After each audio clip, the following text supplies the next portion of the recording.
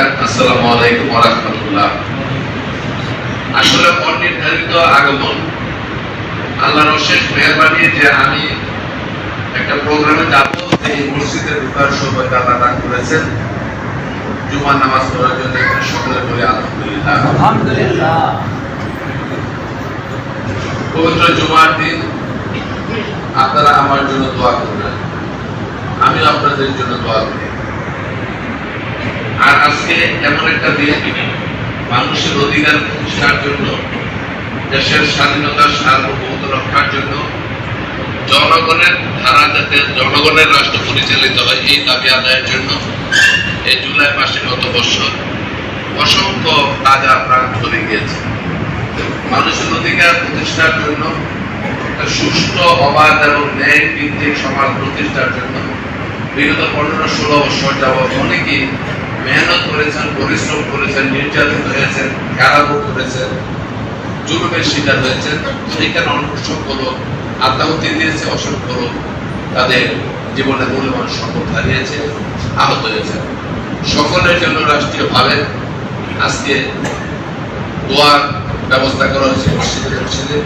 আমরা চাই যারা আমাদের ছেড়ে চলে গেছে, আল্লাহ যেন তাদেরকে জান্নাতুল ফেরদৌস নসিব করেন, এবং যে নিয়তে, যে মাকসুদকে সামনে নিয়ে তারা জীবন বিসর্জন দিয়েছেন, আমরা যাতে কেবলমাত্র খুশি হয়ে ক্ষান্ত না থাকি, সেই পথ অনুসরণ করে মানুষের কল্যাণের জন্য একটা ন্যায় ভিত্তিক সততা, নিষ্ঠা, আন্তরিকতার মাধ্যমে মানুষের কল্যাণ পেলে একটা সমাজ যাতে রচনা করতে পারি, সেই তৌফিক আল্লাহ দান করেন, সেই জন্য দোয়া করবেন।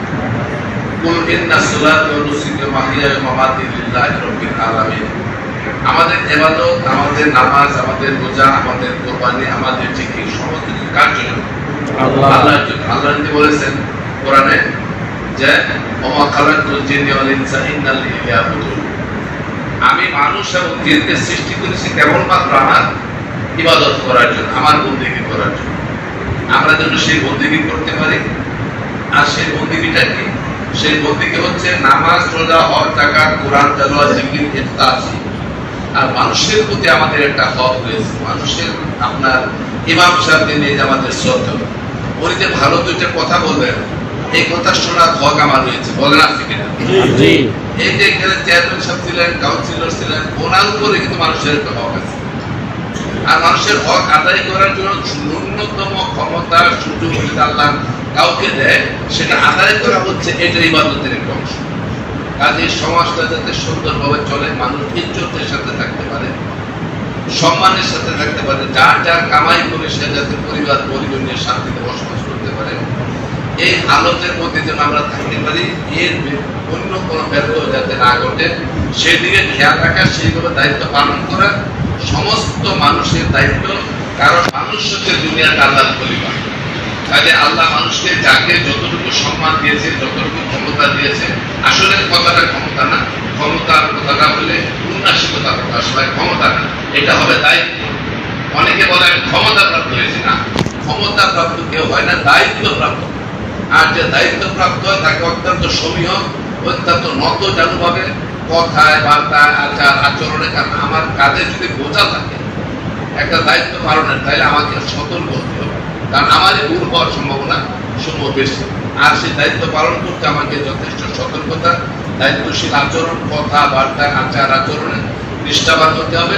মানুষ যাতে আমাকে শ্রদ্ধা করে, মানুষ যাতে আমাকে ভালোবাসে, মানুষ যাতে আমাকে আদর করে, সেইভাবে কিন্তু খাসিলতা আমার পরিচালনা করা দরকার। আমরা যেন সেইভাবে করে মানুষের কল্যাণের জন্য কাজ করতে পারি, এই জন্য দোয়া করবেন। আমাদের শহীদ রাষ্ট্রপতি জিয়াউর রহমান, ওনার জন্য দোয়া চাই আপনাদের কাছে। আমাদের দেশ বেগম খালেদা জিয়া অসুস্থ, ওনার জন্য দোয়া করবেন। ভারপ্রাপ্ত চেয়ারম্যান জিয়াউর রহমানের উত্তরসূরি তারেক রহমান, উনি বিদেশে অসুস্থ, ওনার জন্য দোয়া করবেন। এবং যারা আত্মাহুতি দিয়েছেন, ত্যাগ স্বীকার করেছেন, জুলুমের শিকার হয়েছেন, সকলের জন্য দোয়া করেন। শুধু তাই, এই পাড়া মহল্লার মধ্যে আজ পর্যন্ত এলাকার মধ্যে যারা নাকি স্বাভাবিক মৃত্যু গ্রহণ করে আমাদের ভয়ভূমি কবরবাসী হয়েছেন, আমাদের পিতা মাতা, আত্মীয়, ছোট বন্ধু বান্ধব, সকলের জন্য সকলে আমরা দোয়া করবো।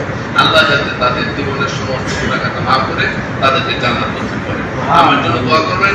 কোন সময় যদি ভবিষ্যতে আপনাদের দ্বারস্থ হই, আমাকে আপনাদের মানুষ হিসাবে, আপনাদের লোক হিসাবে, আপনাদের ভাই হিসাবে, আপনাদের সন্তান হিসাবে কাছে টেনে নেবেন।